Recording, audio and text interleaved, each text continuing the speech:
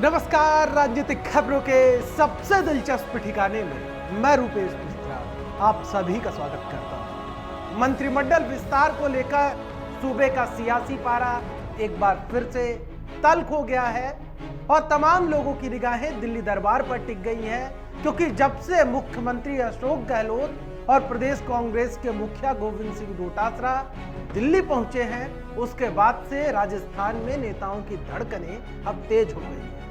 दरअसल लंबे अरसे से मंत्रिमंडल विस्तार की कवायद रुकी पड़ी थी। कहा जा रहा था कि जब मुख्यमंत्री अशोक गहलोत दिल्ली जाएंगे तभी मंत्रिमंडल विस्तार होगा और लोगों को इस बात का बेसब्री से इंतजार था कि आखिर मुख्यमंत्री अशोक गहलोत दिल्ली कब जाएंगे। मुख्यमंत्री अशोक गहलोत कल जब जोधपुर दौरे पर पहुंचे तभी यह तय हो गया था कि जोधपुर से वो दिल्ली जाएंगे, लेकिन कल शाम को ही दिल्ली चले जाएंगे, इस बात की भनक किसी को नहीं थी। जिस प्रकार से मुख्यमंत्री अशोक गहलोत के जोधपुर में लगातार कार्यक्रम थे, उससे कहा जा रहा था कि मुख्यमंत्री अशोक गहलोत आज दिल्ली जाएंगे, लेकिन कल शाम को ही वो दिल्ली पहुंच जाते हैं। यानी एक बात तो बिल्कुल आईने की तरह साफ हो गई है कि अब मंत्रिमंडल विस्तार की जो घड़ियां हैं बहुप्रतीक्षित घड़ियां बोला जाएगी, क्योंकि लंबे अरसे से इसका इंतजार किया जा रहा है। वो घड़ी अब नजदीक आने लगी है।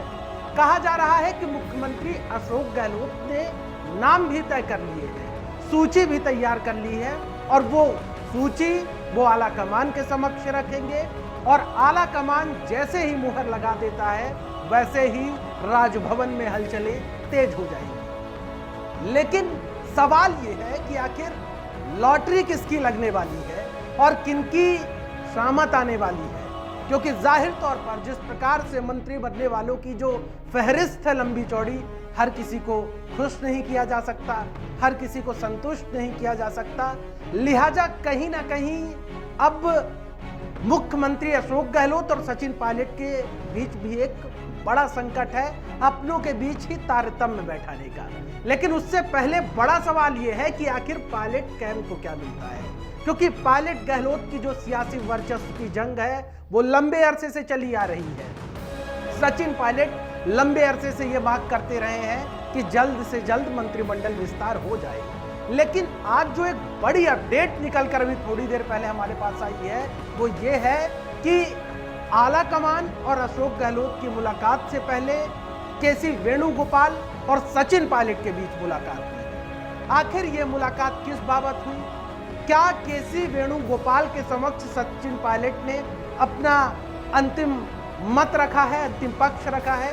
क्योंकि जाहिर तौर पर पायलट की भी अपनी कुछ शर्तें हैं। पायलट के कहा जा रहा है कि पायलट 4 से 5 मंत्री पद चाहते हैं और तमाम अपने लोगों की राजनीतिक नियुक्ति और अन्य जगह एडजस्ट करना चाहते हैं, क्योंकि पायलट कैंप का कहना है कि जब से गहलोत सरकार आई है तब से उनकी मुश्किलें और बढ़ गई हैं और लगता ही नहीं कि वो सरकार में है, लगता है वो अभी भी विपक्ष की ही भूमिका में है। ये पायलट कैंप की लंबे अरसे से शिकायत रही है। इससे कहा जा रहा है कि सचिन पायलट ने आला कमान के दूत यानी केसी वेणुगोपाल के मार्फत सीधा संदेश आला कमान के समक्ष भेज दिया है कि उनकी क्या मांगे हैं। लेकिन बड़ा सवाल यह है कि क्या जो पायलट की मांगे हैं उनसे मुख्यमंत्री अशोक गहलोत सहमत हो पाएंगे? क्योंकि जब से राजस्थान में उपचुनाव के परिणाम सामने आए हैं उसके बाद से सियासी परिदृश्य बदल सा गया है। सियासी विश्लेषकों का कहना है कि गहलोत कैंप अब दिल्ली दरबार में मजबूत हो गया है और मुख्यमंत्री अशोक गहलोत ये मैसेज देने में कामयाब रहे हैं कि बगैर पायलट भी राजस्थान में उनका जादू चल गया है, क्योंकि उपचुनाव में भारतीय जनता पार्टी की स्थिति बेहद खराब हुई और जाहिर तौर पर दिल्ली तक एक बड़ा सकारात्मक संदेश गया मुख्यमंत्री अशोक गहलोत को लेकर। लेकिन सवाल यह है कि उस सकारात्मक संदेश की जो छाप है वो मंत्रिमंडल विस्तार में नजर आती है या नहीं आती, यह तो मंत्रिमंडल विस्तार के बाद ही तय होगा। लेकिन लेटेस्ट अपडेट जो है वो ये है कि मुख्यमंत्री अशोक गहलोत की अभी किसी नेता से मुलाकात नहीं हुई है, लेकिन आज उनकी सोनिया गांधी, राहुल गांधी और प्रियंका गांधी से मुलाकात होने की बात कही जा रही है। ऐसे में तमाम लोगों की निगाहें इस बात पर टिकी हुई है कि क्या सचिन पायलट और अशोक गहलोत के बीच जो सियासी शक्ति का संतुलन है वो स्थापित हो पाता है? क्या पायलट कैंप जो तवज्जो चाहते हैं उस तवज्जो के लिए गहलोत कैंप तैयार होता है या नहीं?